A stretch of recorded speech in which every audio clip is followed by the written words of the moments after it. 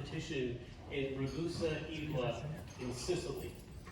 These artists travel from all over the world to compete in Sicily, and then the winners tour from that competition, comes to the U.S., and they tour through several cities on their way to Carnegie Hall for their final concert.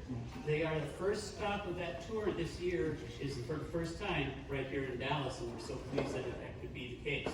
So, on behalf of Blue Candlelight Music Series, our artistic director, Maya Takuberry, who I think you may have seen before here, and on behalf of the Ibla Foundation, I'd like to introduce Salvatore Moltisanti from Ibla. Thank you again for being here and doing the show.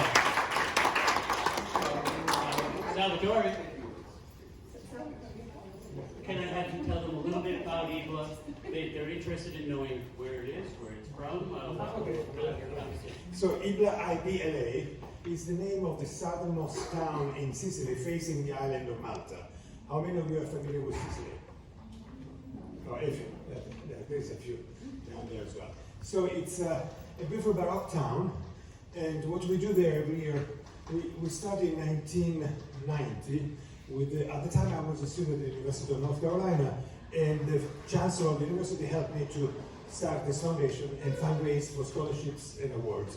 What we do is bring musicians from all around the world, and then they perform there for a week all day long until night, and then a group of winners get a chance to perform in the States. We do what I call the real America, so in Texas, Arkansas, Mississippi, Tennessee, Virginia, and then a debut in New York, Carnegie Hall, New York University. So that they stay, usually Europeans, we don't really know what America is all about. We think New York is America, which New York is neither America, neither Europe, it's two different things. This same equivalent thing is in Asia. A debut in Tokyo, but Tokyo is not really Asia. Tokyo is like New York. Yeah. So in order to really understand Asia, we do a tour of Cambodia, Vietnam, Myanmar, Korea, pretty much all of Asia, Singapore, and then we land in Tokyo with a debut in Tokyo. So they're equivalent in two different ways.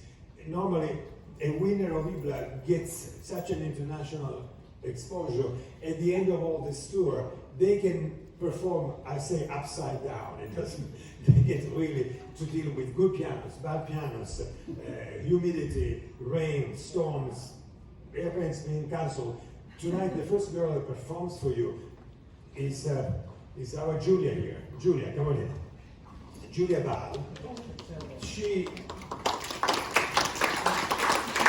comes from Serbia, and Julia spent 3 days before arriving here in Dallas.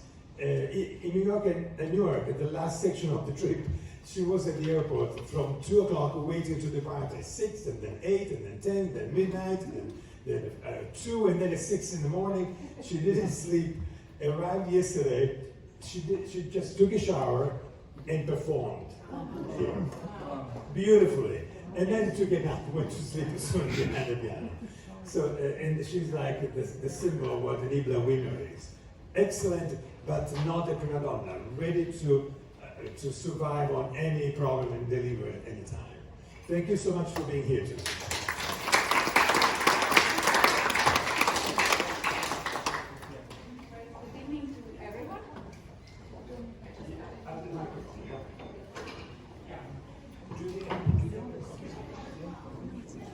Good evening to everyone. My name is Julia Bal. I'm going to play for you today one famous piece by Manuel de Falla, Spanish composer. The name of the piece is Ritual Fire Dance. It's from the ballet El Amor Tuyo. I can tell a little story about the piece. Manuel de Falla, when he wrote this piece, he was inspired by one legend of Spain about a girl named Candela.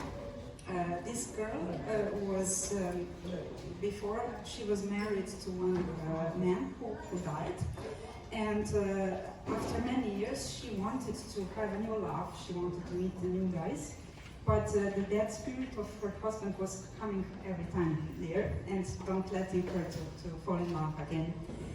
So the people from the village, they organized some kind of Spanish, famous in Spain, ritual fire dance, which can release her and make her fall in love again. Does anybody need a program before we start? We have a Everybody's got something good. Oh. Thank you.